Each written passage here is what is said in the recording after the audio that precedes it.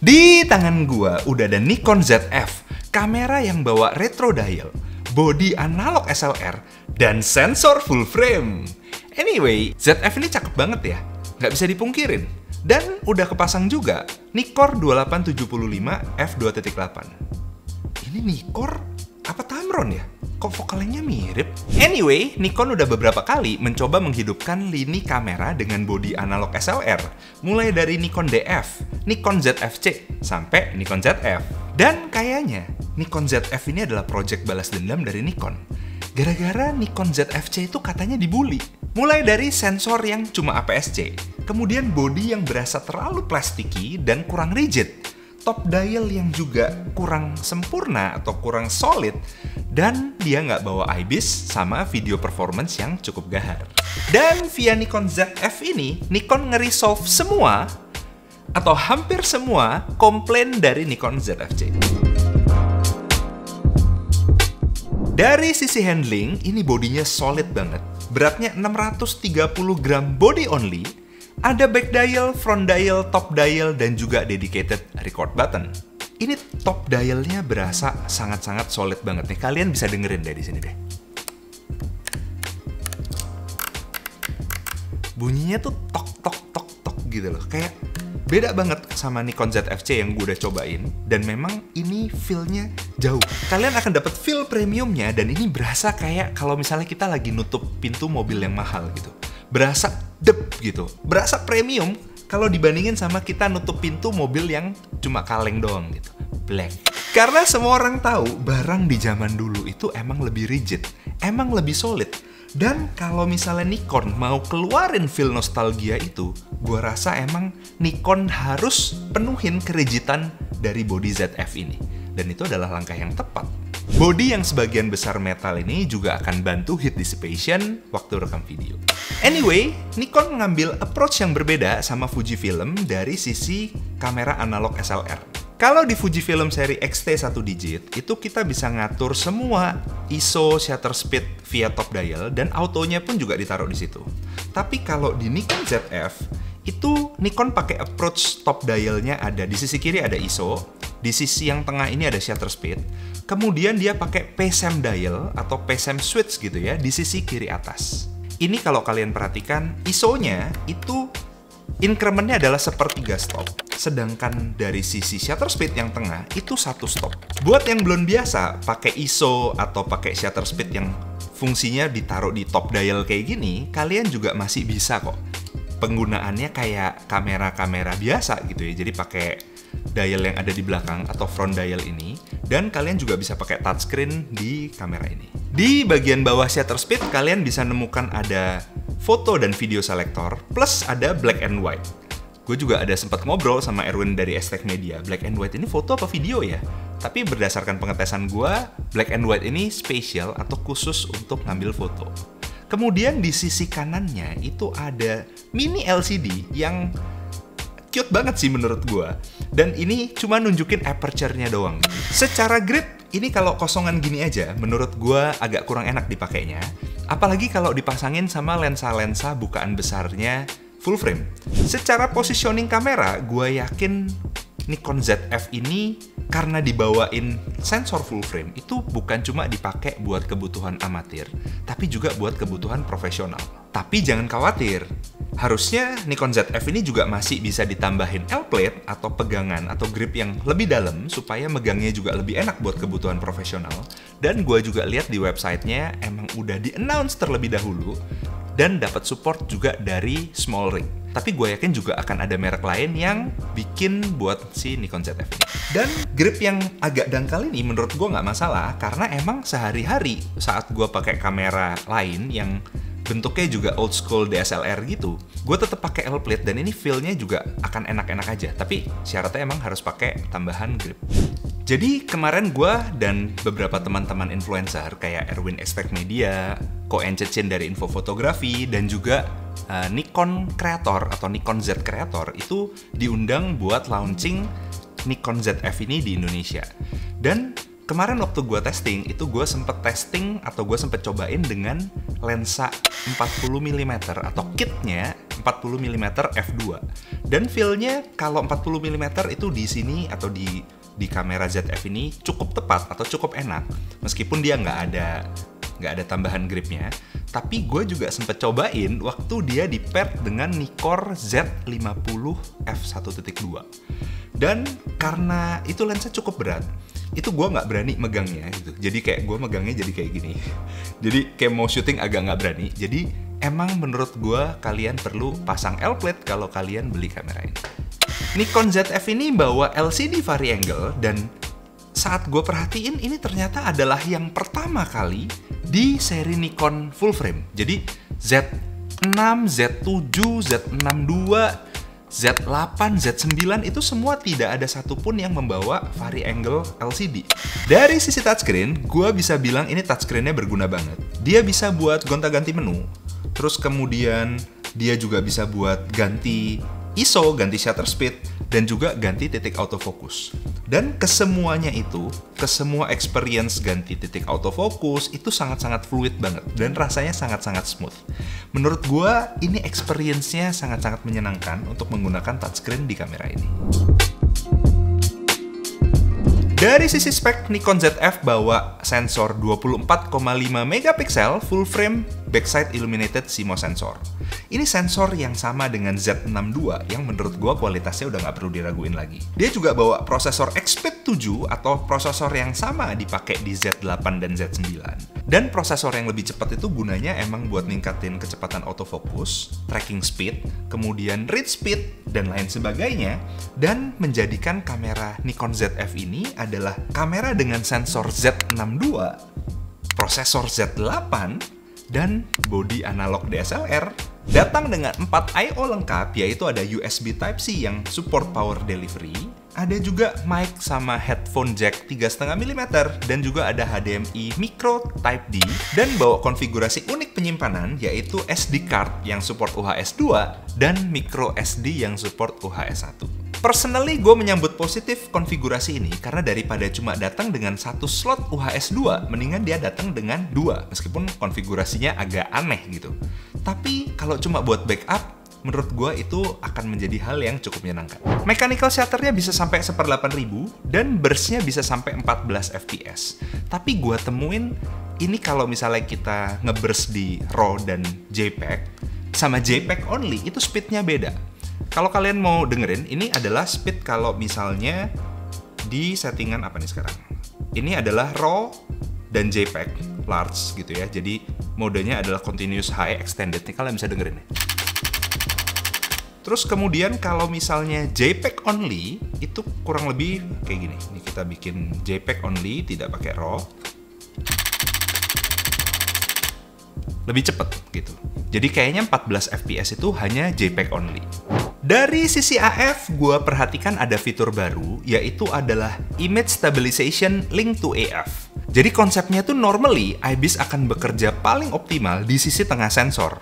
Dan biasanya di sisi ujung-ujungnya itu akan rentang terhadap wobble. Terutama kalau pakai wide angle lens. Nah, fitur baru dari Nikon ini bisa mindahin titik goyangannya atau kayak anchor point-nya dari IBIS atau dari VR-nya dia ke ujung-ujung sehingga goyangannya atau wobble-nya itu menjadi minimal. Nikon ZF ini juga datang dengan beberapa subject detection termasuk manusia, hewan, mobil, sama pesawat. Fitur tracking foto dari Nikon ZF ini namanya adalah 3D tracking. Dan berdasarkan hasil pengetesan gue atau selama gue nyobain Nikon ZF ini, menurut gue cukup bagus. Bukan yang terbaik dari pengalaman gue beberapa waktu terakhir ini nyobain berbagai macam brand kamera dari berbagai macam model, tapi menurut gue ini masih sangat usable dan kualitasnya cukup bagus. Gue juga sempat cobain dengan lensa kit 40mm f2 dan juga lensa ini 2875 f2.8, dan lensa ini juga cukup smooth gitu ya, jadi nggak bunyi sama sekali autofocusnya, dan juga dia punya transisi yang sangat-sangat halus. Tracking objeknya works bukan cuma buat foto, tapi juga buat video. Waktu gue cobain, itu terkadang juga waktu dipencet, kotaknya tuh kadang-kadang lari dikit ke benda lain. Tapi gue dapetin, kalau titiknya itu nggak lost track, itu AF-nya cukup lengket. dan transisinya cukup smooth dengan lensa 2875. Satu hal yang jadi notes gua adalah kalau misalnya kita mau pakai fitur 3D tracking atau kalau misalnya kita mau pakai fitur tracking di video, itu kita harus pencet setengah shutternya terus-menerus atau nggak boleh lari. Kalau kita cuma assign terus kemudian kita nggak pencet setengah shutter ini, itu AF-nya nggak mau tracking. Dan kalau buat video, ini rasanya bikin gripnya kita lebih nggak stabil saat kita megang kameranya. Kalau di foto, mekanisme ini kayaknya bisa gue pahamin. Tapi kalau di video, kayaknya kurang cocok. Tapi gue berharap ada firmware update yang bisa ngatasin saat di video dan dia mau tracking, itu dia nggak perlu pencet setengah shutter secara terus-menerus. Nikon juga ngeklaim kalau autofocusnya ini bisa kerja atau bisa jalan sampai minus 10 EV. Dan waktu gue cobain, emang performanya gila banget.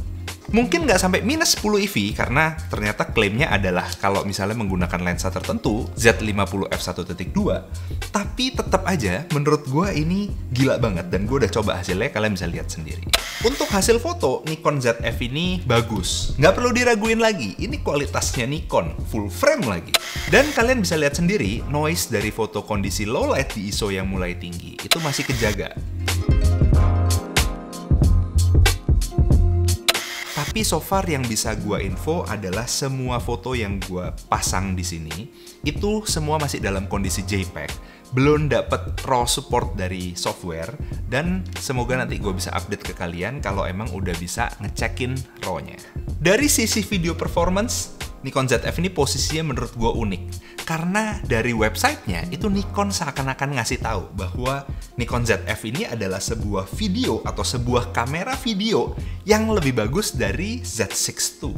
Bawa spek 4K 30 yang oversample dari 6K, 4K 60 dengan APS-C crop atau kita sebutnya mode DX, dan Full HD shoot sampai 120 fps. Bisa shoot internal H265 10-bit, dan ini juga dilengkapi dengan flat profile, gamanya adalah N-Log, dan juga hybrid lock gamma.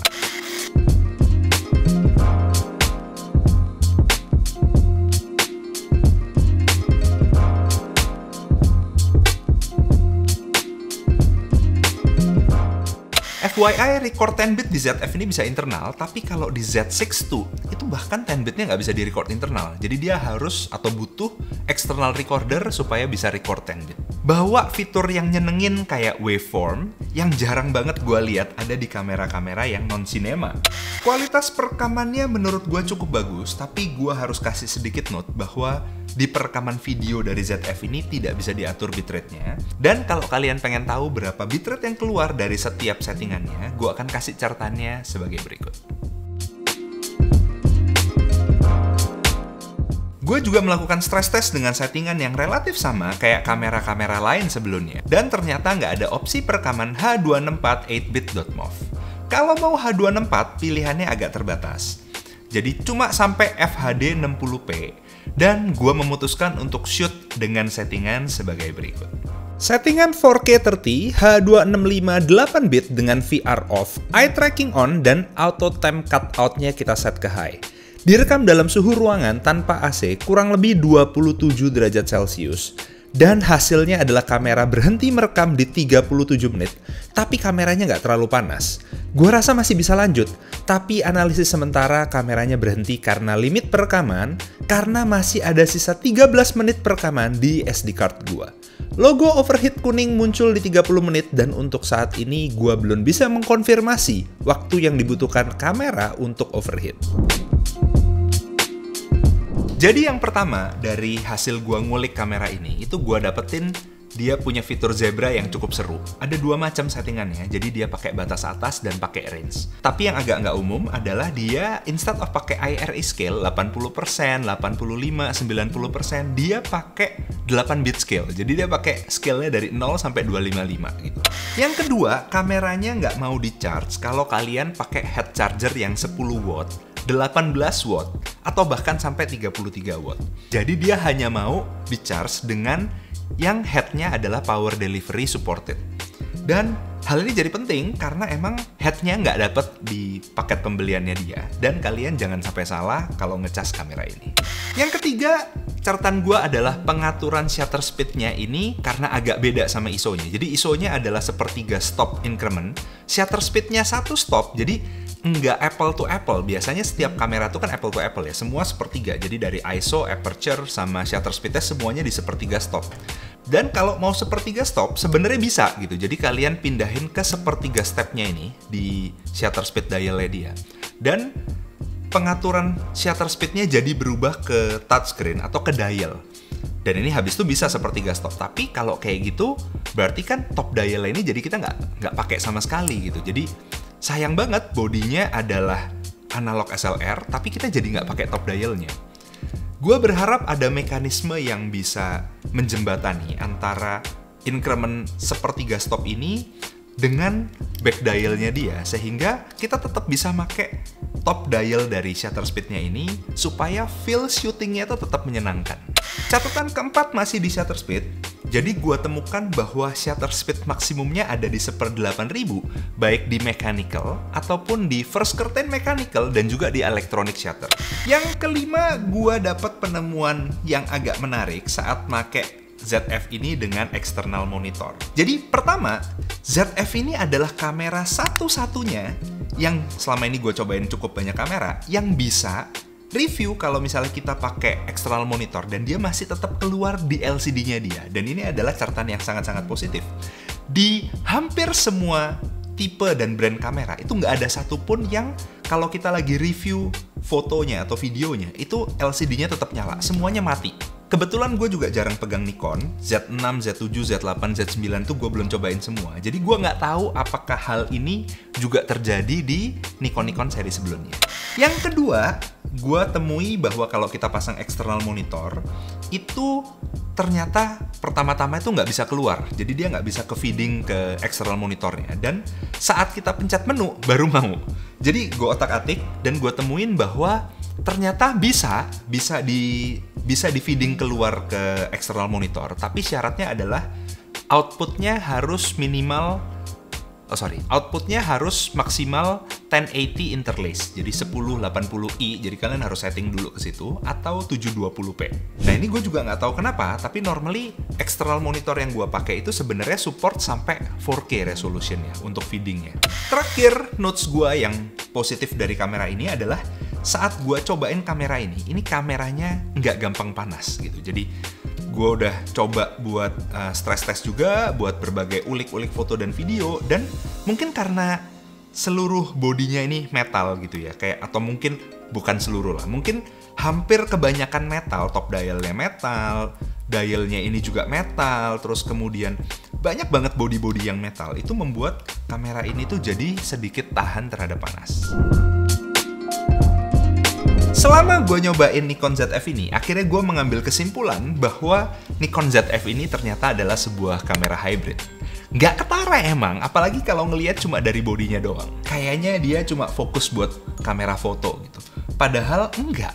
Dikasih 10-bit internal, waveform buat ngecek exposure di video, dan segala macam fitur lain yang nggak ada di kamera pendahulunya Nikon. Dan sebagai ultimate-nya, bodinya cakep banget. Harga pre-ordernya adalah 35 juta body only. Dan kalau sama kit 40 f2 yang looknya juga vintage jadi 39.400.000. Di zaman sekarang, menurut gua sebuah kamera yang baru launch itu wajib punya kemampuan foto dan video yang bagus. Kalau nggak, setiap user atau setiap calon user yang mau beli kameranya akan berasa rugi. Dan menurut gua, Nikon ZF itu penuhin banyak banget atau hampir semua checklist dari sebuah kamera hybrid. Bodinya yang artsy, build quality yang jempolan, dan sensor full frame serta spek video yang garang. Kalau kalian ada ketertarikan sama Nikon ZF, gua saranin kalian cepetan order atau cepetan pre-order, karena gua rasa barangnya bakal bisa goib dan kalian jadi nggak bisa dapat barangnya selama berbulan-bulan. Karena perlu kalian ingat, die hard fansnya Nikon tuh banyak banget, dan Nikon itu adalah sebuah kamera atau sebuah brand kamera yang dulunya jadi raja, di mana dulu cuma ada 2 raja di kamera. Sekian dari gua Christo Chandra. Kalau kalian suka dengan videonya, consider buat subscribe, dan gua akan ketemu kalian di video berikutnya. Ciao.